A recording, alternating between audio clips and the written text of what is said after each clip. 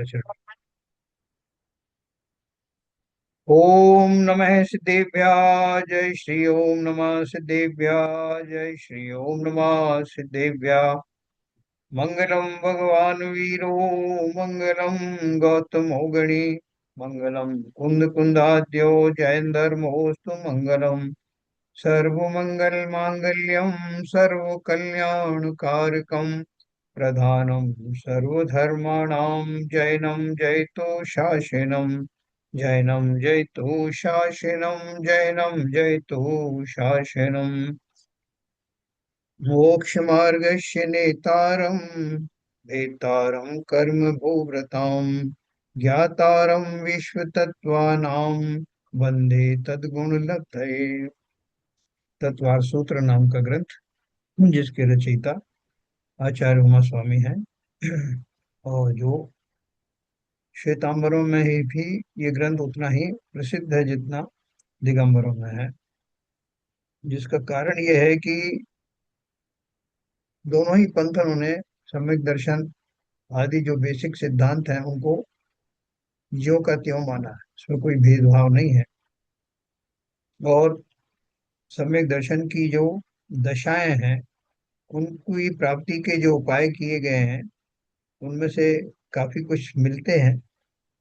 लेकिन ये जितना स्पष्ट रूप से या इस ग्रंथ में व्यवहार सम्यक दर्शन और निश्चय सम्यक दर्शन की व्याख्या की गई है, उससे सारे भ्रम निकल जाते हैं।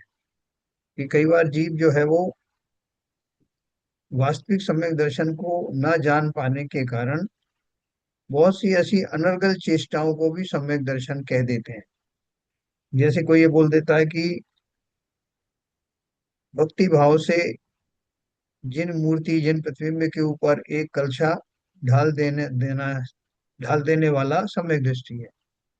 तो ये जो कथन है इन सब में जो भक्ति की अतिरेक में सिद्धांतों का थोड़ा सा उल्लंघन किया गया है।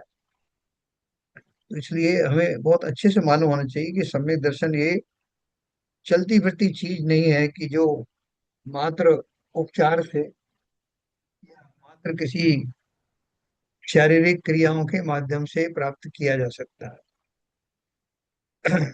कई उत्साह में लोग ऐसा बोल देते हैं, बहुत सारी चीजें बोल देते हैं, अपने को सावधान रहना है।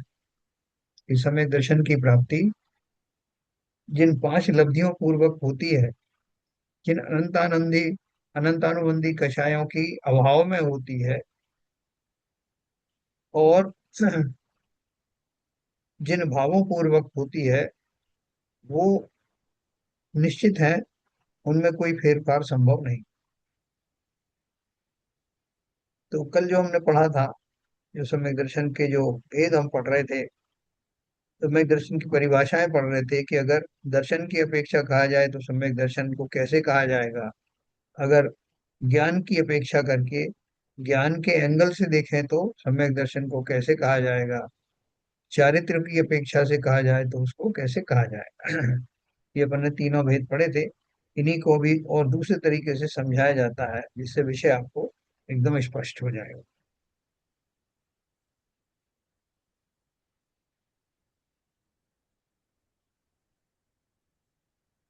तो मैंने पढ़ा था निश्चय सम्यक दर्शन का चारित्र के भेदों की अपेक्षा से कथन हमने पढ़ा था। निश्चय सम्यक दर्शन चौथे गुणस्थान से प्रारंभ होता है।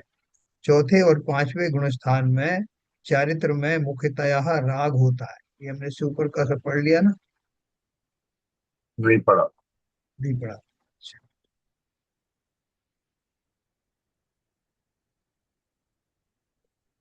अनेकांत वाला चल रहा था। ये था ना चारित्र गुण की मुख्यता से निश्चय सम्यक दर्शन की व्याख्या। हाँ, ये पढ़ा है। ये पढ़ लिया ना। हम्म। ये इसके बाद ये अनेकांत है। अनेकांत स्वरूप पढ़ रहे थे कल। ओके। अनेकांत स्वरूप ठीक। दर्शन ज्ञान चारित्र संबंधी अनेकांत स्वरूप समझने योग्य है, इसलिए वह यहाँ कहा जाता है ना। अपने ये पढ़ा था थोड़ा सा कि सम्यक दर्शन क्या है। सभी सम्यक दृष्टियों के अर्थात चौथे गुण स्थान से सिद्धों तक सभी के एक समान है। सम्यक दर्शन अर्थात शुद्धात्मा की मान्यता उन सबके एक सी है, मान्यता में कोई अंतर नहीं है। ये सम्यक दर्शन के बारे में हमने पढ़ा। सम्यक ज्ञान के बारे में क्या है?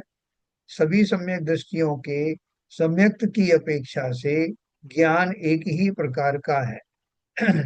किंतु ज्ञान किसी के हीन या किसी के अधिक होता है। 13वें गुण स्थान से सिद्धों तक का ज्ञान संपूर्ण होने से सर्व वस्तुओं को युगपत जानता है ना। पहले ऊपर का कहा ज्ञान की क्वालिटी एक ही है, लेकिन उसका जो क्वांटिटी है वो कम और ज्यादा गुण स्थान के अनुसार होती है, प्रकट होती है, मतलब प्रकट होने की बात। और 13वें गुण स्थान में जो जो ज्ञान होता है वो कैसा हो, सर्व वस्तुओं को एक साथ जानता है। बाकी की वह जो गुण स्थान है उनमें उनका जो ज्ञान होता है वो तो एक सभी वस्तुओं का नहीं होता, और जिनका भी होता है वो क्रम से होता है। क्रम से होने का अर्थ क्या है कि एक साथ सबकी सब गुणों की सब पर्याय को नहीं जानता। और यहाँ सब वस्तुओं को युगपत जानता है, एक साथ जानता है। नीचे के गुण स्थानों में यानी चौथे से 12वें तक ज्ञान क्रमशः होता है। क्रमशः होता मतलब कि चौथे में जो ज्ञान का जो लेवल है वो 5वें में उससे ऊपर होगा, छठे में उससे ऊपर होगा। और वहाँ यद्यपि ज्ञान सम्यक है, देखो ज्ञान तो सब में एक जगह एक जैसा ही है, मतलब क्वालिटी वाइज, लेकिन उघाड़ की के हिसाब से बता रहे हैं कि वो क्रमशः बढ़ता जाता है। और वहाँ यद्यपि ज्ञान सम्यक है तथापि कम बढ़ होता है। उस व्यवस्था में जो ज्ञान विकास रूप नहीं है वह अभाव रूप है। इस प्रकार सम्यक दर्शन और सम्यक ज्ञान में अंतर है। देखो जो उघाड़ में नहीं आया, जो ज्ञान जितना उघाड़ में नहीं आया वो अभाव रूप है। ये उतना नहीं आ रहा है इस हिसाब से, क्योंकि उतना उतने का उघाड़ नहीं है इसलिए उसको अभाव है। तो यही बोला उन्होंने, उस व्यवस्था में जो ज्ञान विकास रूप नहीं है, जो विकसित नहीं हुआ है, वो अभाव रूप है। इस प्रकार सम्यक दर्शन और सम्यक ज्ञान में अंतर है। क्या अंतर हुआ इन दोनों में बताओ भाई जरा सीबीएन साहब, सम्यक दर्शन और सम्यक ज्ञान में क्या अंतर? नहीं, सम्यक दर्शन तो एक सा ही रहता है, हम्म। शुरू से चाहे चौथे गुण स्थान से लेके 13वें गुण स्थान। बराबर। मगर जो सम्यक ज्ञान है उसकी क्वालिटी तो सेम है, मगर जो उसका जो जो ज्ञान की जो क्वांटिटी ठीक। वो धीरे धीरे बढ़ती जाती है। चतुर्थ स्थान से 5वें गुण स्थान में कुछ और बढ़ेगा, और जब हम्म। 13वें गुण स्थान में जाता है तो युगपत केवल ज्ञान प्राप्त होता है। सारी हम्म। सारी वस्तुएं एक साथ एक एक ही उसमें प्रदर्शित होती हैं, लक्षित होती एक साथ होती है मतलब पैरेलल में होती हैं। हैं। उनमें जो है ना एकदम हमारा ज्ञान कैसा होता है, एक तो एक एक चीज का क्रम वार होता है। जब दूसरा है ना, दूसरा पहले दर्शन होता है फिर ज्ञान होता है ना। लेकिन केवल ज्ञानी को दोनों चीजें लेकिन भाई दर्शन साहब और आपने बताया दोनों एक साथ ही होते हैं, सम्यक दर्शन और सम्यक ज्ञान। क्योंकि जब ज्ञान हमारा सम्यक होता है उसी समय दर्शन भी प्रकट होता है, दोनों युगपथ चलते हैं। नहीं, वो तो अभी भी बोल रहे हैं एक साथ तो होते हैं।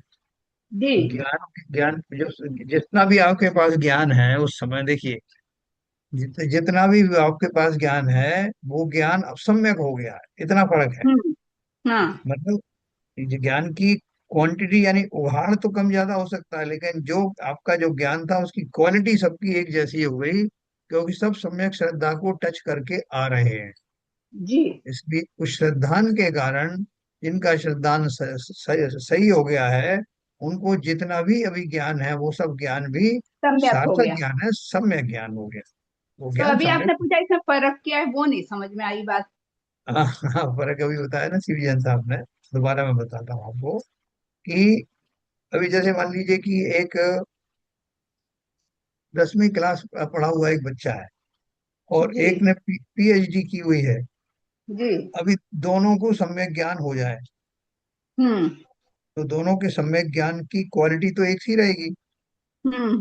क्योंकि उनका जितना भी ज्ञान है 10वीं क्लास वाले के का ज्ञान कम है, ज्ञान का हम्म। उघाड़ कम है, उघाड़ कम है।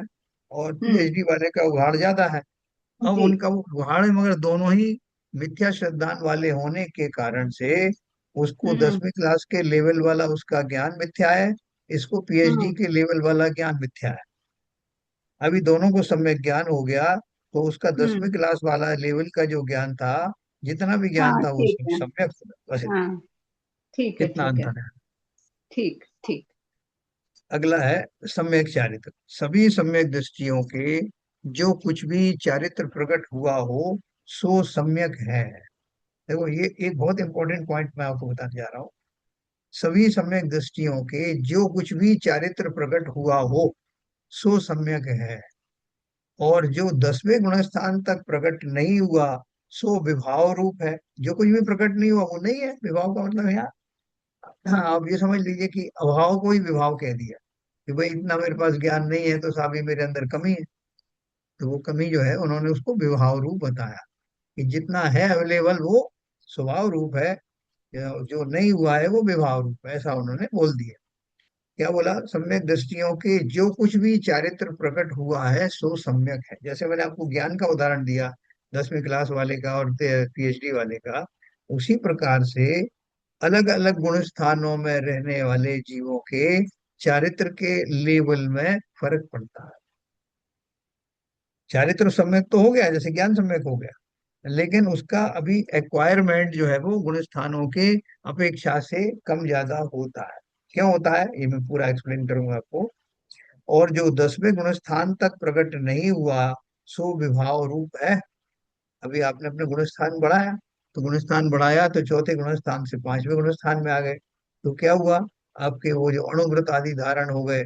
तो अगर अपन बाह्य चारित्र की बात भी करें, अंदर की भी करेंगे, तो बाह्य सम्यक के हिसाब से आप देखोगे कि उसका सिग्निफिकेंस क्या हो गया? उनको अणुव्रत आदि धारण किए, संकल्प पूर्वक व्रत आदि धारण किए।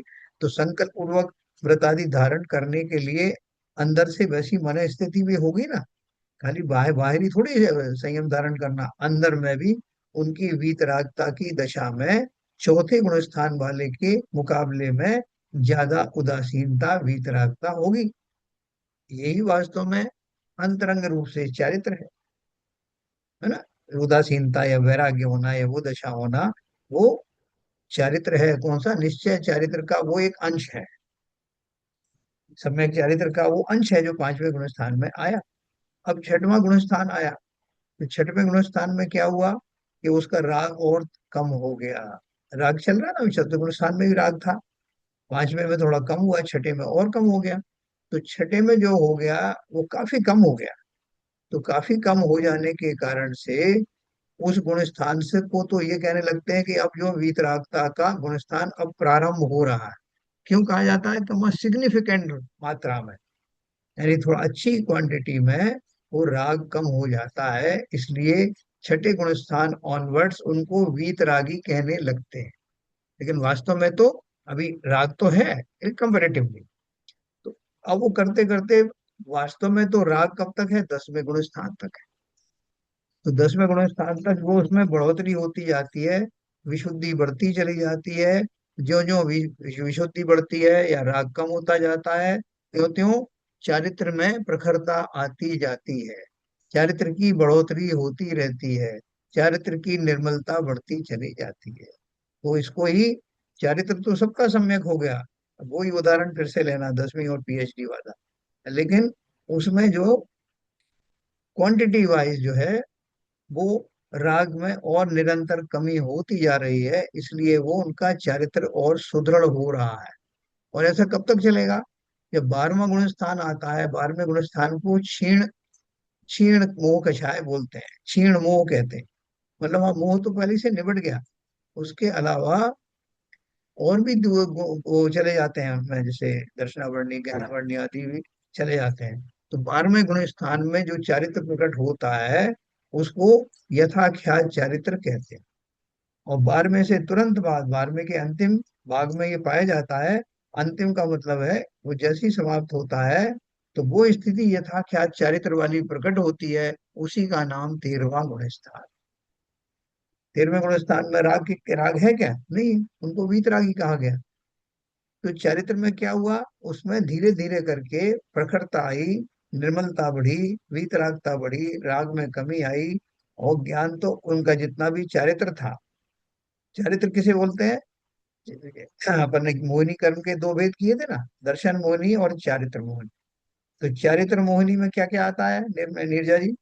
चारित्र मोहिनी में क्या क्या सम्मिलित है? कषाय आती है उसमें? हाँ, कषाय आती है, कषाई मेन है।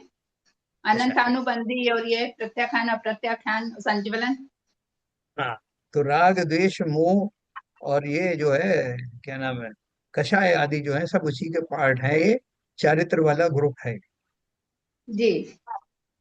तो जैसे जैसे गुण स्थानों में वृद्धि हुई, अब सबका सम्यक सबका जो ज्ञान है, श्रद्धान वो है, वो तो सम्यक है। पहले पहले ही सम्यक हो गई।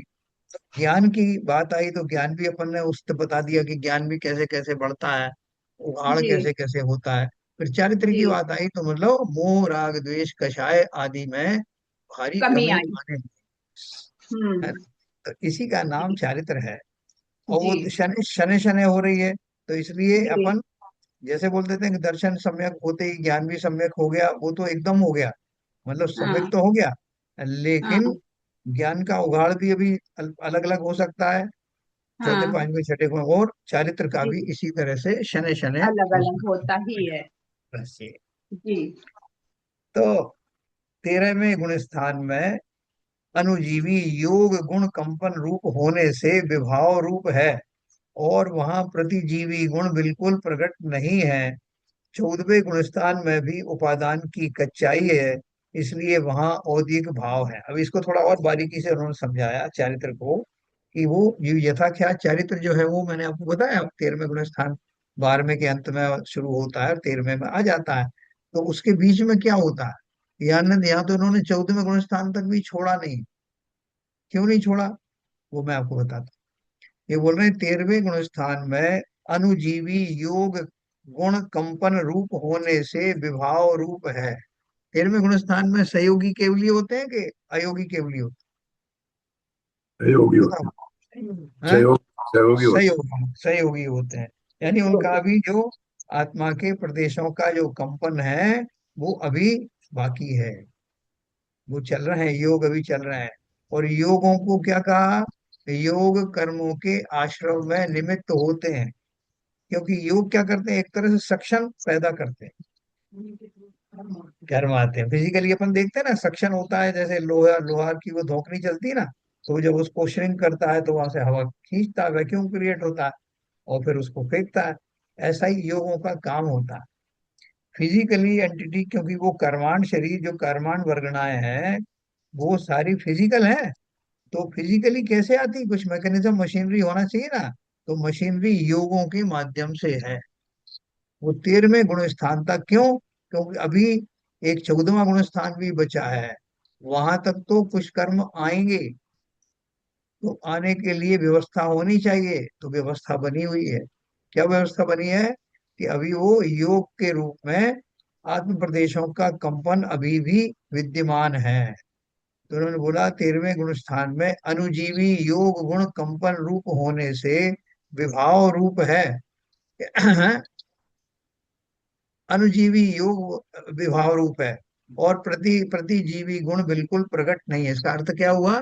कि वो कंपन होने के कारण से वहां उनकी दशा अभी पूर्ण रूप से यथाख्यात, कैसा वाला चारित्र जो 14वें गुण स्थान के बाद सिद्धों के जो होता है, वो अभी नहीं हो रहा है। इसका नाम है संयोग केवली। वो पार्ट है उसका पूरा पूरा मैकेनिज्म। हाँ, कुछ बोल रहे हैं? मैं ये कह रहा हूँ, बारहवें गुण स्थान के बाद 12वें तो नहीं जाता है कि किसी नीचे गुण स्थान में रहता, तो आगे ही बढ़ना है एक्चुअली में। ठीक है, योग है, तो योग की वजह से दिन को तो और दिन कुछ दिन रखा है, जब तक आयु कर्म का कंप्लीट विनाश नहीं होता। लेकिन इसमें गोइंग बैक नहीं है, आप नीचे गुण स्थान में तो नहीं गिरते। ये आवाज बहुत क्लियर नहीं आ रही है। ओके, देखता हूँ कैसा है। कोई समझाओ तो बता जरा। हैं। नहीं, आवाज मैंने कहा आवाज कि जीव जब 13वें गुण स्थान में पहुंच जाता है, हाँ। तो नीचे के गुण स्थान में तो नहीं गिरता है। हाँ, नीचे गुण स्थान में। योग तो सभी गुण स्थान में है ना, नहीं, 13वें गुण स्थान तक। हाँ। 14वें गुण स्थान में खत्म होते हैं जैसे। योग जो है 14वें गुण स्थान में खत्म होते हैं। जी जी। तो नहीं, जैसे आ, एक अवस्था होती है कि 9वें 10वें गुण स्थान के बाद जीव फिर से वापस आ जाता है, हाँ ख्यात में चला जाता है, लेकिन इसमें ऐसा कोई समस्या तो नहीं है। हाँ, उस कंडीशन में जीव बहुत समय तक रह सकता है, बस इतना ही है। हाँ, देखो एक बात और आपको बताऊं मैं। अपनी दो श्रेणी होती है, छपक श्रेणी और उपशम श्रेणी। तो जो जीव उपशम श्रेणी में चलते हैं उनके पास में अभी क्षायिक सम्यक्त नहीं है। जी मतलब मोटा मोटा, वैसे तो क्षायिक सम्यक्त सम्यक्त वाले भी उपशम श्रेणी पे पहले जाते हैं, लेकिन उपशम श्रेणी वाले ही वापस आते हैं, उनकी आने की संभावना है, क्योंकि 11वां गुण स्थान उनका मैक्सिमम होता है। उपशांत जी मोह का नाम का जो गुण स्थान है वो उनका अंतिम गुण स्थान होता है। उसके बाद निश्चय ही वो नीचे आते हैं। अब नीचे जी कितने आते हैं उसके बहुत सारे थ्योरीज हैं, कि 11वें से 10वें में, 9वें 8वें 7वें 6वें तक भी आते हैं, कुछ चौथे तक भी आते हैं, कोई बोलता है कि मिथ्या तक भी चले जाते हैं। लेकिन जो चपक श्रेणी वाले हैं वो एक बार उस गुण स्थान में चढ़ने के बाद वापस नहीं आते। एक तो ये जी थ्योरी है। दूसरी बात ये है कि वो ये जो बोल रहे हैं कि जो वास्तविक चारित्र है, यहाँ कहने का अर्थ खाली एक ही है कि 13वें गुण स्थान में भी उन कर्मों के आगमन का रास्ता द्वार खुला हुआ है। और आता बस भी है, साता वेदनी कर्म वगैरह आते हैं। अभी चारों जी। 13वें गुण स्थान में कौन कौन से कर्म बाकी हैं अभी, जिनका उदय भी हो रहा है, जिनका अभी बंद भी हो रहा है, कौन से हैं? नहीं, काफी चारों। है। 85 प्रकृतियां जो है बाद में 14वें गुण स्थान के अंतिम समय में जाके नष्ट होती हैं। बराबर बराबर बराबर। तो वो जो 13वां गुण स्थान है उसमें भी वो चारित्र नहीं है, ये बताने के लिए उन्होंने ये बात कही कि वहां जी तक का मैकेनिज्म ऐसा है कि वीतराग तो हो गए, लेकिन अभी भी उनका जो है वो चारित्र, वीतराग दशा तो 10वें गुण स्थान से शुरू हो गई, लेकिन चारित्र की वो उत्कृष्टता जिसमें किसी भी तरह का कोई लेश मात्र भी कर्मों का उदय या बंद ना हो, वो अवस्था 14वें गुण स्थान ऑनवर्ड या गुण स्थानातीत होने पर होती। ठीक है। इसलिए देखो उन्होंने लिखा है, 13वें गुण स्थान में अनुजीवी योग गुण कंपन रूप होने से विभाव रूप है, और वहां प्रतिजीवी गुण बिल्कुल प्रकट नहीं है। 14वें गुण स्थान में भी उपादान की कच्चाई है, इसलिए वहां औदिक भाव है। औदिक भाव का अर्थ क्या है? कि कुछ कर्म अभी उदय में आ रहे हैं। तो तीर्थंकरों की बात करें अपन, मान लो, तो उनको जो 13वें गुण स्थान में कौन से कर्म का उदय हो रहा है, कौन से कर्म का उदय हो रहा है? उनके चार कर्म है ना। हम तो काम वो, करते हाँ, चार कर्म में आयु नाम गोत्र और वेदनी। हैं। तो उनके परमाणु निरंतर आ रहे हैं, बंद तो नहीं है, बंद तो समाप्त हो गया है। एक एक समय बंद जो है वो खाली बंद होता है, जो उसको बंद कहा नहीं जाता, एक स्थिति वाला। इसलिए औदिक भाव में ये चारों जो कर्म है, क्योंकि नाम कर्म के में शरीर भी आता है, तो शरीर उनका भी टिका हुआ है, और वो आयु बाकी है, गोत्र बाकी है, और सुख का वेदन होना शुरू हुआ है, तो वेदनी कर्म भी है। हालांकि बिना मोहनी के वेदनी की कोई इंपॉर्टेंस होती नहीं। वेदनी में और आपको, वेदनी जो है और उनको वेदनी में क्या फर्क है? क्योंकि हमारा जो वेदनी है उसमें जो भोग्य सामग्री है, न केवल वो उपलब्ध है बल्कि उसको भोगने के भाव, उसमें अच्छे बुरे होने के भाव, ये मोहनी कर्म के कारण से हमारे पास मौजूद है। अब किसी महाराज को आहार कराया आपने, महाराज को कुछ फर्क ही नहीं पड़ा। आपने आपने जो है 56 प्रकार के भोग बनाए और इतने बढ़िया बढ़िया चीजें बनाई, इतनी खुशबूदार बनाई, और आप महाराज को कुछ लगा ही नहीं। तो आपको लगेगा कि देखो इतना हमने मेहनत की और महाराज को कुछ मजा ही नहीं आया। तो क्यों नहीं आया? सिर्फ इसलिए कि उन्होंने उसके, उनका जैसे मोहनी कर्म का, बावलिंगी संत की बात कर रहा हूँ, उनको मोहनी कर्म का उदय नहीं होने के कारण से वो सारी भोग्य सामग्री जो वेदनी कर्म के संयोग में, पुण्य के संयोग में प्राप्त हुई है, उसमें कोई रस नहीं आता। हम और आप सबके क्या है कि सामग्री तो होगी जरा सी, और उसमें बहुत मोह होने के कारण, उन रागादि से मोह होने के कारण हमें उनमें इष्ट अनिष्ट की कल्पनाएं होती हैं। तो इन्होंने 14वें गुण स्थान तक का नक्की कर दिया कि वो चारित्र क्रमशः विकसित होता है। चतुर्थ गुण स्थान में भी कुछ ना कुछ चारित्र तो रहता ही है, स्वरूपाचरण चारित्र रहता है। और वो 14वें गुण स्थान तक पूर्ण परिपक्व होकर के जब वो गुणस्थानातीत होते हैं तब वास्तविक चारित्र प्रकट होता है। चूंकि कर्मों का कोई लेश भी नहीं है, इसलिए उस सुख को किसी चीज का खतरा नहीं, इसलिए उस सुख को अव्ययवाद सुख कहते हैं। कोई बाधा नहीं। हम तो अभी जो खा रहे हैं भोजन, कहते हैं कि होठ का निवाला भी अपना नहीं। उसके पहले कोई विपत्ति आ जाए, आपको छींक आ जाए, कोई झपट्टा मार दे, तो वो और ग्रास भी नीचे गिर सकता है। बहुत सारी बाधाएं होती हैं, धन भी आ गया लेकिन आप भोग नहीं पाए, कोई बीमारी आ गई, कुछ हो गया। तो इस तरह से संसारी जीवों को सुख तो होता ही नहीं है, जो सुखावास होता है वो भी अंतराय से भरा हुआ होता है। तो ये अपन ने सम्यक चारित्र के बारे में पढ़ा, है ना। सम्यक चारित्र के बारे में किसी को कभी कोई प्रश्न हो तो पूछ सकते हैं। अगला पॉइंट है, जहाँ सम्यक दर्शन है वहां सम्यक ज्ञान और स्वरूपाचरण चारित्र का अंश अभेद रूप से होता है। जैसे मैंने आपको बताया कि आपको अगर सम्यक दर्शन हो गया, आपकी श्रद्धा सम्यक हो गई, तो आपका ज्ञान भी सम्यक अवश्य हो जाएगा।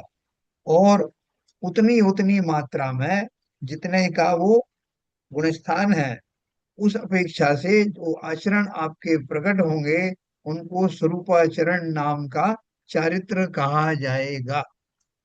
अब चतुर्थ गुण स्थान वाले को भले ही सम्यक चारित्र का जो है वो नाम नहीं देते।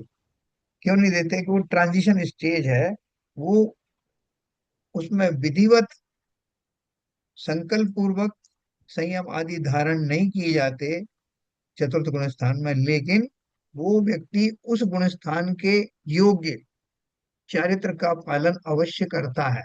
उसकी प्रवृत्तियां अनर्गल नहीं होती, वो पूर्ण अनुशासन के साथ जीता है। मूलाचार आदि का पालन जो जो पालन करने वाला है, वो मूल गुणों का पालन करता है, विधिवत करता है, अन्याय अनीति का त्याग होता है। तो इस तरह से चतुर्थ गुण स्थान की सीमाओं में रहने वाला जो चारित्र है वो उसको प्रकट होता है। इसी को स्वरूपाचरण कहते हैं। तो जहाँ सम्यक दर्शन है वहां सम्यक ज्ञान और स्वरूपाचरण चारित्र का अंश अभेद रूप होता है, मतलब होता ही होता है। ऊपर कहे अनुसार दर्शन गुण से ज्ञान गुण का पृथकत्व है नहीं। अभी इस तरीके से आपसे कहा जाए कि दर्शन गुण में और ज्ञान गुण में क्या फर्क, तो आप बता दोगे कि भाई जो उत्पन्न तो एक साथ होता है, लेकिन उनमें विकास जो है वो क्रमिक होता है ना। किसी का उहाड़ ज्यादा होता है, किसी का कम होता है, लेकिन श्रद्धाएं सबकी एक जैसी होती। ऊपर कहे अनुसार दर्शन गुण से ज्ञान गुण का पृथकत्व मानी अलग बना, और उन दोनों गुणों से चारित्र गुण का पृथकत्व सिद्ध हुआ। इस प्रकार अनेकांत स्वरूप हुआ। जो उन्हें सिद्ध करना था वो क्या सिद्ध किया कि कहने में तो अपन एक बात कहते हैं कि तीनों की एकता ही मोक्ष मार्ग है। और जब अपन सम्यक दर्शन होते ही अपन कल्पनाएं करने लगते हैं, ज्ञान भी सम्यक हो गया और चारित्र भी आ गया, लेकिन उनमें कितना भेद पड़ता है, कम ज्यादा उघाड़ पने का भेद पड़ता है, औदिक भावों का भेद पड़ता है, वो सब अपन ने डिस्कस किया। तो अगर अपन ये कहें कि किस जीव को जब सम्यक दर्शन होता है तो उसको नियम से बाकी के दो गुण भी प्रकट होते हैं, तो एक मोटा मोटा आपने कह दिया। तो किसी हद तक वो भी सही है कि तीनों गुण होते हैं, तीनों साथ में होते हैं। फिर किसी ने कहा नहीं साहब वो इसमें तो एक जैसा तो नहीं होता, तो एक जैसा नहीं होता तो क्या फर्क होता है, तो ये आपने फर्क बता दिया। तो नहीं साहब वो ज्ञान गुण में और सम्यक गुण में तो ये फायदा, ये चीज है कि एक साथ उत्पन्न होते हैं।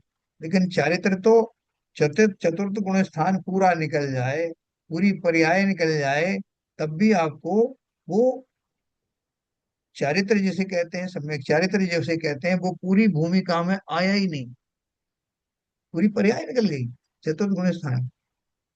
तब भी जो है वो चारित्र आए नहीं। तो इसका कारण क्या है कि उसका विकास क्रमिक होता है, और चौथे गुण स्थान के बाद में एक लेवल का वीतरागता जब आती है, तब वो चारित्र की शुरुआत मानी जाती, पंचम गुण स्थान से। ठीक है ना। तो वो ये सब जो भेद है अपने को मालूम होना चाहिए। कोई कहे कि साहब सम्यक दर्शन ज्ञान चारित्र एक ही तो बात है, तो हाँ, एक एक हिसाब से एक ही बात है। नहीं साहब, सम्यक दर्शन सम्यक ज्ञान में अभेद पना है, एक जैसा पना है, तो हाँ, वो एक अपेक्षा से वो भी सही कि एक साथ प्रकट होता है, लेकिन एक अपेक्षा से वो अलग अलग है, क्योंकि दर्शन तो पूर्ण हुआ, लेकिन ज्ञान का क्रमिक विकास होता है। तो बोले चलो ठीक है। अब चारित्र की उन दोनों से भिन्नता क्या है कि वो दोनों युगपत प्रारंभ होते हैं, लेकिन चारित्र का प्रारंभ बहुत बाद में होता शुरू होता है। ऐसा ये अनेकांत के द्वारा हमने जिन्हें जो एक है उनमें भेद भी मान करके उनकी कल्पना बताई। अब कोई व्यक्ति है जो मुनिराज है, सप्तम गुण स्थान वर्ती मुनिराज हैं, तो उनको अपन क्या मान के चलते हैं कि वो उनमें उनका दर्शन भी सम्यक है, उनका ज्ञान भी सम्यक है, उनका चारित्र भी सम्यक। तो तीनों चीजें हैं। तो वो उस अपेक्षा से वो शुद्ध है। जब शुद्ध आत्मा की बात करेंगे तो शुद्ध आत्मा में भी ये भेद नहीं पड़ते। जहाँ भेद की बात होती है उसे व्यवहार कहते हैं। जो अखंड है, अभेद है, उसमें एक एक चीज की कल्पना अलग अलग करके, और जब उसका अ, व्याख्यान किया जाता है, एनालिसिस किया जाता है, तो उसको व्यवहार कहा जाता है। व्यवहार का अर्थ ये है। और भी चीजें व्यवहार के बारे में बताऊंगा, आपको बहुत क्लैरिटी हो जाएगी व्यवहार किसे कहते हैं। तो देखिए अपन ने क्या पढ़ा। जहाँ सम्यक दर्शन है, वहाँ सम्यक ज्ञान और स्वरूपाचरण चारित्र का अंश अभेद रूप से होता है। ऊपर कहे अनुसार दर्शन गुण से ज्ञान गुण का पृथक्त्व और उन दोनों गुणों से चारित्र गुण का पृथक्त्व सिद्ध हुआ। इस प्रकार अनेकांत स्वरूप हुआ। है ना। अपन देखो बहुत सारे लोग बोलते साहब उनमें बाप बेटे में कोई फर्क नहीं है, एक जैसे हैं वो। तो एक जैसे हमने एक किसी स्थूल कारण से कह दिया, फिर बोले ना एक जैसे कैसे हो सकते हैं, उनकी उनकी उम्र में फर्क है, उनके विचारों में फर्क है, उनके जो है चितवन में फर्क है, उनकी चाल अलग है, उनके कार्य अलग है, उनकी जो क्या बोलते हैं आजीविकाएं अलग अलग है, आपने कैसे कह दिया, किसी अपेक्षा से बोल दिया। फिर आप तो नहीं नहीं साहब ऐसे तो उनमें बहुत फर्क है साहब। क्या फर्क है? बोले आयु की अपेक्षा से बहुत फर्क। तो और क्या है? तो फिर बहुत सारे फर्क बताना शुरू करेंगे। तो इस तरह से एक ही वस्तु में एकांत और अनेकांत दोनों विद्यमान हैं। जब मैं उनके किसी एक गुण को बोलता हूँ तो अनेकांत स्वरूप का और बाकी भी जारी रखता हूँ, और गुणों को गौण किए हुए सर्वथा उसको मैंने हटा नहीं दिया कि किसी अपेक्षा से एक है, इसका मतलब और की अपेक्षाओं से एक नहीं है। तो इसलिए उन्होंने ये अनेकांत का आपको एक उदाहरण दिया। जैसे दो साहब, ये जो स्त्री और पुरुष है एक ही है। बोले कैसे एक है? बोले मनुष्य है ना सब दोनों, तो एक नहीं हुए क्या? बोले हाँ वैसे तो एक हुए। बोले आप भेद बताओ इनमें क्या है, और सारे भेद बता देंगे। ऐसा अनेकांत का प्रयोग आप और हम निरंतर कर सकते हैं। बहुत आनंदित होंगे आप ये अनेकांत को प्राप्त करके, मालूम करके वस्तुओं में क्या क्या व्यवस्थाएं हैं, एक ही वस्तु में कितने गुण हैं, जिनके कारण से दो वस्तुओं में सामंजस्य भी दिखाया जा सकता है और पृथकत्व भी दिखाया जा सकता है ना। ये सुन के आपको बहुत अच्छा लगेगा। अपन बाहर जाते हैं विदेश में, तो अपन वहाँ जो इंडियन इंडियन को ढूंढ लेता है, या अगर इंडियन नहीं भी है तो आप यूरोप के हो, मैं एशिया का हूँ, तो इतने तो क्लोजनेस हो गई। अगर कोई एशियन मिल गया तो अपने को थोड़ा अच्छा लगता है, ये एशिया का है साहब। फिर आपको बताया गया कि एशिया का ही नहीं है, ये तो बिल्कुल आपके पड़ोस का है, बॉर्डर लाइन में, तो आपको और उससे मोह होता है। फिर बोले साहब आप और हम एक ही हैं, और कैसे? आप भी हिंदी बोलते हैं, मैं भी हिंदी बोलता हूँ, बस आप सब भारतवासी हैं। वाह, ये तो और भी बढ़िया बात हो गई। तो फिर कहा कि नहीं साहब वो हमें अलग अलग पना है, आप दूसरे प्रांत के हैं, हम दूसरे प्रांत के हैं। तो विविधताओं में भी एकता मिल सकती है, एकताओं में भी विविधताएं होती हैं। ये अनेकांत का सिद्धांत हमने थोड़ा थोड़ा समझा है। फिर लिखा है यह भेद पर्यायार्थिक नय से है। द्रव्य तो अखंड है, इसलिए द्रव्यार्थिक नय से सभी गुण अभेद अखंड है, ऐसा समझना चाहिए। है ना, अभेद अखंड का है। हो अभेद का भेद, हो अभेद का ज्ञान, भेद का कर्ता खंडन, ना पूजन में आता ना। तो इसका अर्थ क्या है? जब मैं ध्रुव स्वरूपी ज्ञान स्वभावी आत्मा की बात करता हूँ, तो उसमें ये गुण अलग अलग से नहीं पड़े हैं कि साहब ये चारित्र गुण ले लो, उधर से 10 मिलीग्राम तो चारित्र पड़ा है इसमें, 20 मिलीग्राम जो है वो ज्ञान पड़ा है, और 40 मिलीग्राम जो है वो दर्शन पड़ा है। ऐसा नहीं होता। ये तो आपको उन अवस्थाओं से परिचय कराया जा रहा है जो कि मिथ्यात्व की अवस्था में, उन पर्यायों में जब मेरी अशुद्धि चल रही है। ध्रुव ध्रुव स्वरूप आत्मा तो इंटैक्ट है, उसमें वो सारे गुण विद्यमान है, खाली पर्यायों की अपेक्षा से वो कम बेशी हो रही है, या मिथ्यात्व हो रहा है, या चारित्र में कमजोरी है, या ज्ञान की उगाड़ कम है। ये सब पर्यायों में है, अवस्थाओं में है। मूल रूप से तो मैं सदा काल उन तीनों रत्नों से भरा हुआ हूँ। वो कहीं बाहर से थोड़ी आते हैं, प्रकट होते हैं। ये सब ज्ञान प्रकट हो गया तो सब आपका जो है वो श्रद्धा गुण प्रकट हो गए, तो आपके चारित्र गुण प्रकट, तो कहाँ चले गए थे वो कहीं बाहर थे क्या? शक्ति रूप से मेरे अंदर ही थे। उस पर्याय में प्रकट होते ही कमाल हो जाता ना। इतनी सी बात है। तो यह भेद पर्याय आर्थिक नय से है। द्रव्य तो अखंड है, इसलिए द्रव्यार्थिक नय से, यानी जो द्रव्य की जब बात करते हैं, सभी गुण अभेद अखंड है। क्यों है अखंड? कि जब मैं जीव की परिभाषा देता हूँ, आत्मा का परिचय देता हूँ, तो क्या बोलता हूँ कि सम्यक दर्शन ज्ञान चारित्र से युक्त समस्त ज्ञान चेतना वीर आदि गुणों का धारी, यही तो आत्मा है। तो उसमें मैं भेद थोड़ी करता हूँ कि साहब वो कौन सी आत्मा की आप बात कर रहे हो साहब। अगर आप अभी वाली आत्मा की बात कर रहे हो तो ऐसा नहीं है। अरे आत्मा तो वही है, अभी और तब क्या होता है। उसकी अवस्था की बात करो कि वर्तमान में वो अवस्था जो है उससे पृथक दिखती है, लेकिन वो वस्तु तो वैसी की वैसी ही है। वहीं से वो शक्तियां जो है प्रकट होती, जिस पर्याय में प्रकट हो जाती है उसमें कहते हैं केवल ज्ञानी हो गया। केवल ज्ञान तो मेरा स्वभाव है ना। अगर आप देखें उस हिसाब से तो मैं सर्वज्ञ ही हूँ। तो ये हमको समझ करके बहुत आपको आनंद आएगा, बहुत आपको दृढ़ता आएगी, और समस्त भयों से मुक्ति होगी। फिर अब मेरा पता नहीं क्या होगा, मैं बार बार तो बीमार पड़ जाता हूँ, शरीर में बड़ी प्रॉब्लम है, ना मैं शास्त्र सुन पाता हूँ ना पढ़ पाता हूँ, और हमारा कैसे कल्याण होगा साहब? हम कब भगवान बनेंगे? अरे बने हुए हो, बने हुए ही हो। बोले सर साहब ये बात मत कहो आप, इससे हम जो है वो उच्छृंखल हो जाएंगे।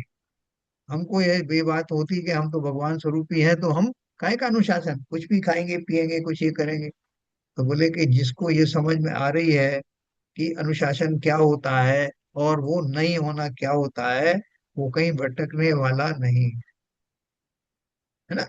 इसलिए जब भी आएगा, जब भी आएगा भाव अंदर से आएगा। क्यों आएगा? कि अंदर से तो मैं वही हूँ। तो इसलिए यह भेद पर्याय आर्थिक नय से, हम सब क्या कर रहे हैं, हमें इसका डर नहीं है वो मटेरियल कहाँ से आएगा, वो आत्मा कहाँ से आएगी, जो सम्यक ज्ञानी बनेगी, जो केवल ज्ञानी बनेगी, सर्वज्ञ बनेगी, वो कहाँ से आएगी? वो कहीं से लाने की जरूरत नहीं, वो तो मैं हूं ही। लेकिन जब वो अवस्था प्रकट होगी, जो शक्तियां हैं वो जब पूर्ण रूप से प्रकट होंगी, उस अवस्था के लिए सारे प्रयत्नशील हैं। अब आप बताओ कि वो प्रयत्न करने से वो प्राप्त होगी, या अपने आप ही कालब्धि आने पर, और वो ही पांचों समवाय के मिलने पर अपने आप आएगी, या मैं आगे पीछे कर सकता हूँ? बताओ। आपको 5 लब्धियों में एक पुरुषार्थ भी है। बिल्कुल। अगर बिल्कुल है। पुरुषार्थ होगा तो वो कभी नहीं प्राप्त हो सकता। जब प्राप्त होना होगा तो पुरुषार्थ भी जागृत होगा। पुरुषार्थ तो करते रहना चाहिए। हाँ। जो कब का लब्धि आ जाए इसका कोई अंदाजा अंदाजा नहीं लगाया जा सकता। बहुत बढ़िया। है ना, जैसे किसान का उदाहरण देते ना, कि वो इस बात को कोई मान्यता नहीं देता कि बताओ मैंने बीज बोया अगर और पानी बारिश नहीं हुई और वो उगा नहीं तो क्या होगा, इसलिए क्यों उगाया जाए, ऐसा नहीं सोचता। वो बोलता है मेरे हिस्से का जो प्रयत्न है, जो पुरुषार्थ है, वो मुझे करना ही है।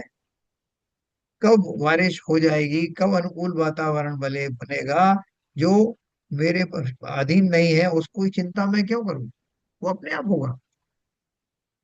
अगर काल लब्धि है, होनहार है, तो वो सब निमित्त अपने आप मिलेंगे। मेरा जो कार्य है वो पुरुषार्थ पूर्वक करने का, वो मुझे निरंतर करते रहना है। असावधान नहीं होना, गाफिल नहीं होना कि सब जो होगा सो हो जाएगा ना, होगा तो वही। क्योंकि हम सब भव्य जीव हैं, तो आगे पीछे मोक्ष तो सब जाने वाले हैं।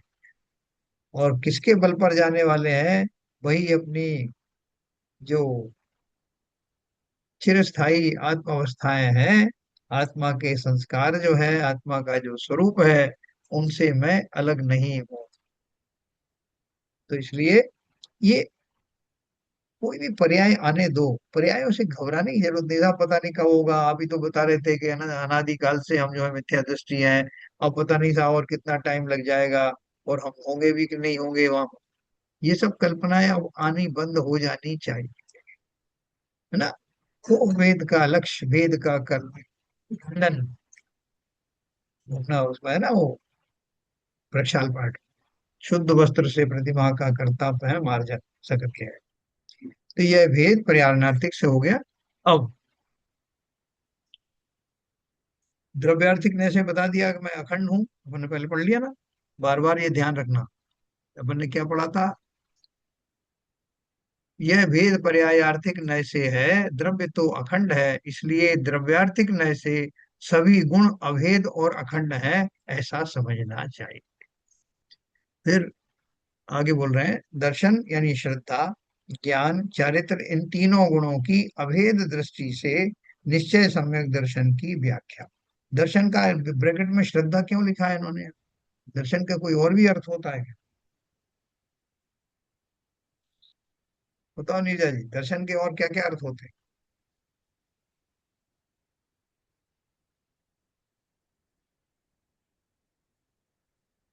हाँ, किसी को मालूम हो तो बताओ भाई।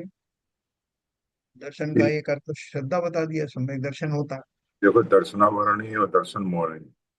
हाँ, दर्शन मोनी में तो श्रद्धा आ जाती बराबर। है, और दर्शनावरणी में जो दर्शन का जो स्वरूप आता है वो आता हाँ, सामान्य प्रतिभास ना होना, वो दर्शन, दर्शनावरणी कर्म का काम। और सम्यक दर्शन नहीं होना, वो दर्शन मोहनी का काम। तो दर्शन की को कितने अर्थ हो गए, एक अर्थ तो हो गया सामान्य दर्शन करना। है। एक अर्थ है जब किसी वस्तु को जानते हैं तो दर्शन पूर्वक जानते हैं, यानी सामान्य प्रतिभास पूर्वक, फिर ज्ञानोपयोग होता है। ये दो अर्थ हो गया। और तीसरा है ही सम्यक दर्शन। तो जहां जिस अर्थ में दर्शन शब्द का इस्तेमाल किया जाए, उसको उसी रूप में समझना, उसमें कंफ्यूज मत हो। तो दर्शन, ज्ञान, चारित्र, इन तीनों गुणों की अभेद दृष्टि से निश्चय सम्यक दर्शन की व्याख्या अब की जाती है। देखो क्या की जाती है। अखंड प्रतिभा समय, अनंत विज्ञान घन परमात्म स्वरूप समय सार का जब आत्मा अनुभव करता है, उसी समय आत्मा सम्यक रूप से दिखाई देता है, अर्थात श्रद्धा की जाती है और ज्ञात होता है। इसलिए समय सार ही सम्यक दर्शन और सम्यक ज्ञान है। नयों के पक्षपात को छोड़कर एक अखंड प्रतिभास को अनुभव करना ही सम्यक दर्शन और सम्यक ज्ञान ऐसे नाम पाता। सम्यक दर्शन, सम्यक ज्ञान कहीं अनुभव से भिन्न नहीं है ना। अगर आपने उस ध्रुव स्वरूपी आत्मा का चिंतन किया, तो वो चिंतन, उस चिंतन में आपने क्या मान के चिंतन किया कि मैं आत्मा हूं और अब मुझे दिखाई देगा। देखो मैं आपको एक व्यवहार के उदाहरण बताऊं। सभी योगाचार्य आपको एक चीज बताते हैं कि आप अपना ध्यान कौन सी जगह पर लगाइए। इस मुद्रा को धारण करो और मन को अपना इस जगह पर ध्यान में लगाए। तो बोलते हैं कि ये दोनों आंखों के बीच का जो स्थान है वो वहां पे आपका है नहीं। कोई बोलेंगे ये मणिपुर चक्र है, यहाँ ध्यान लगाओ। कभी बोलेंगे कि यहाँ पिट्यूटरी ग्लैंड है, आप वहाँ ध्यान लगाओ। और आपको वहाँ ध्यान लगाते ही उसमें से हार्मोन्स का रिसाव शुरू हो जाए और लोग लगाते हैं, और वो लगाने के बाद वो एक्टिवेट होती है।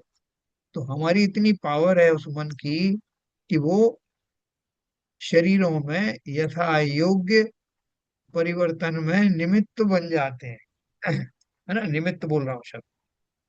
तो जब हम इतना कमाल वो हमारे माध्यम से शरीर में हो सकता है, तो जो आत्मा मैं स्वयं हूँ, उस आत्मा का आत्मा में ध्यान लगाने से क्या कुछ नहीं हो सकता। वही तो प्रोसेस है केवल ज्ञानी बनने का, कि मैं स्वयं अपना आत्मा होकर के आत्मा में ही अपने आप में ही क्या देखने की कल्पना करता हूँ। वो सब जो हम यहाँ पढ़ रहे हैं कि ऐसा आत्मा है, ऐसा अभेद, ऐसा सम्यक दर्शन ज्ञान चरित्र का धारी अनंत गुणों का ध्यारी, मैं अब प्रैक्टिस करने बैठता हूँ। और यही बात मैं अपने आप को जतलाता हुआ उस आत्मा के स्वरूप को अपने ध्यान में बिठाने का प्रयत्न करता हूं। यही भावना योग है। उस भावना योग से छोटे मोटे काम क्यों करना। जैसा भावना योग किया तो उनका रोग दूर हो गया। अरे भवों के रोग दूर करो, यही भावना योग का उत्कृष्ट उपयोग है? तो क्या करने का है, इन्होंने देखो क्या दिया इसमें। अखंड प्रतिभा समय अनंत विज्ञान घन परमात्मा स्वरूप समय सार का जब आत्मा अनुभव करता है, तो ये सारे टाइटल किसके दिए दिए हैं, मेरे अपने स्वभाव रूपी आत्मा के। और अनुभव करता है कौन सा आत्मा, इस पर्याय में मेरी जो दशा है उस पर्याय के अनुभवन की बात आ रही है। उसी समय आत्मा सम्यक रूप से दिखाई दे, है ना। तो कहते हैं कि साहब आप बिल्कुल इस छेद में से देखो को बारीक, और इस साइड में ही देखना, सीधा आपको वो दिखाई देगा, इधर उधर मत दृष्टि हटाना, दिख जाता फिजिकली। तो ये उसका उदाहरण है। जब उसकी श्रद्धा दिखाते हैं ना, आत्मा सम्यक रूप से दिखाई देता है, अर्थात श्रद्धा की जाती है और ज्ञात होता है, इसलिए समय सार ही सम्यक दर्शन और सम्यक ज्ञान। समय सार का अर्थ क्या है, वो आत्मा, आत्मा। हाँ वो शुद्ध आत्मा जो इन सब शक्तियों का पुंज है, उसे समय सार कहा। वह समय सार ही सम्यक दर्शन और सम्यक ज्ञान है। वो स्वयं ही दर्शन है, श्रद्धान है, वही ज्ञान है और वही चैतन्य। नयों के पक्षपात को छोड़कर एक अखंड प्रतिभास को अनुभव करना ही सम्यक दर्शन और सम्यक ज्ञान ऐसे नाम पाता है। अभी मैं उनका चिंतन क्यों कर रहा हूँ, बोले साहब आपने कहा था ना इसलिए कर रहा हूँ। तो आपको विश्वास है क्या उसमें कि जो मैंने कहा वो सही है, तो इसलिए तो कर रहा हूँ। आपके कथन पर श्रद्धान है, और तदनुसार ये श्रद्धान हुआ कि मैं ही आत्मा हूँ, और मैं अपना चिंतन करने से स्व का अनुभव कर सकता हूँ। यही विश्वास तो है। तो ये विश्वास के लिए बोल रहे हैं कि नयों के पक्षपात को छोड़कर एक अखंड प्रतिभास को अनुभव करना। जब मैंने ये करना शुरू कर दिया, स्व को स्व मानना शुरू कर दिया, अपने विलक्षण गुणों का स्वयं का होना, उसमें पाया जाना, ऐसा विश्वास पूर्वक ध्यान करना, और अपने संपूर्ण ज्ञानोपयोग को उस धारा में लगा देने का जब मैं काम करता हूं, तो मैं अपने आप को प्राप्त करता हूँ। प्राप्त की प्राप्ति इसी को कहते। तो अभी तक प्राप्त क्यों नहीं था। प्राप्त का अर्थ खाली इतना ही है कि मैंने उसे अपने संज्ञान में नहीं लिया। जैसे मैंने आपको उसका लड़के का बताया था जो रिक्शा चलाता है, और उसको पता नहीं है कि वो करोड़पति है। उसके पिताजी ने करोड़ों रुपए उसके नाम पे बैंक में छोड़े। तो जब तक पता नहीं है तब तक ही वो कंगाल है। पता होते ही भले ही वो अभी भी रिक्शा चला रहा है, वो संपूर्ण मानसिक रूप से ये मानने लगेगा कि मैं तो करोड़पति हूँ। इतना ही फर्क है इस पर्याय में और वास्तव में, इतना सा ही फर्क। सम्यक दर्शन सम्यक ज्ञान कहीं अनुभव से भिन्न नहीं है। इस तरह की समय सार की गाथा 144 में दिया। देखो जब आप इसको इतनी बारीकी से समझ जाएंगे ना हम सब, तो हमको उस समय सार में से रस निकलने लगे। उसका एक एक पद पढ़ेंगे तो हम निहाल हो जाएंगे, अरे ये मेरे बारे में बात कही गई, इतनी बारीकी से बात की गई। जितनी बारीकी में आप जाओगे उतना आनंद की अनुभूति बढ़ती चली जाए। ठीक है, 1 मिनट और बचा हमारे पास, बात करते हैं। तो ये आपको दर्शन ज्ञान चारित्र इन 3 गुणों की अवैध दृष्टि से और निश्चय समय दर्शन की व्याख्या की। ऐसा मानना, ऐसा चिंतन करना, मैं ही ज्ञानानंद स्वभावी हूँ, मैं ही ज्ञान का आधारी हूँ, मैं ही उत्तम चारित्र का धनी हूँ। चारित्र और क्या है? स्वयं में तन्मय हो जाना चारित्र है। स्वयं में कैसे? स्वयं की स्वरूप का पहले ज्ञान होना, फिर उसका भान होना, फिर उसमें निमग्न होना, यही तो 3 चीजें हैं। अब देखो दूसरा नंबर का पॉइंट है, वर्ते निज स्वभाव का अनुभव लक्ष्य प्रतीत, वृत्ति वही जिन भाव में परमार्थे समकित। आत्म सिद्धि में ये बात कही गई है, वर्ते निज स्वभाव का अनुभव लक्ष्य प्रतीत, वृत्ति वहे निज भाव में परमार्थे समकित। यानी अपने स्वभाव की प्रतीति, ज्ञान और अनुभव वर्ते, और अपने भाव में अपनी वृत्ति वहे, सो परमार्थ सम्यक्त है। परमार्थ का मतलब परम सम्यक्त है, अर्थात गाढ़ सम्यक्त है, अर्थात दृढ़ श्रद्धा है। अपने स्वभाव की प्रतीति हो, मैं तो ऐसा ही, ज्ञान और अनुभव उसमें मुझे ऐसा अनुभव हो रहा, स्वयं अनुभव हो रहा है ना। वो आपको वो बाहर से जो सिखाते हैं ना योगा होगा, वो कहते हैं आप अनुभव करो कि आप ऐसी जगह बैठे हो। आप अनुभव को धर्म ध्यान में सिखाते हैं ना, कि आप बैठे हो क्षीर सागर में बैठे हुए और आपकी जो नाभि से एक कमल निकल रहा है, तो अपन वैसी सारी कल्पनाएं करने लगते हैं और अपन को वैसा दिखाई देने लगता है। तो जब ये ऊपर के ध्यान में इतनी ताकत है, तो जो वास्तविक ध्यान जब लगेगा अपने स्वरूप को जानने के बाद, तो उसका कोई एंड नहीं। वो संपूर्ण रूप से सक्षम है स्व को प्राप्त करने के लिए। अपने स्वभाव की प्रतीति, ज्ञान और अनुभव वर्ते, और अपने भाव में अपनी वृत्ति बहे, सो परमार्थ सम्यक है। जैसे जैसे जीव उसमें निमग्न होता है, तो उसको आनंद की फुहारें उत्पन्न होती हैं, और उस आनंद से फिर वो पीछे हटने वाला नहीं रहता। ये जितने जितने भावनिक संत हैं, मुनिराज हैं, वो क्यों इधर उधर भटक रहे हैं भैया? क्यों कष्ट सह रहे हो? वस्त्र आभूषण सब त्याग दिए, भोजन की चिंता नहीं, किस चीज, तुम किस वजह से जा रहे हो? निश्चित ही कुछ आपको उत्कृष्ट प्राप्त होने वाला होगा जो इन सबसे ऊपर है। मतलब तीर्थंकर तो बुद्धिमान है ना, बाकी सब मान लो कि आप बुद्धिमान नहीं है। तो तीर्थंकर क्यों? जो संसार विषय सुख हो, तो है ना?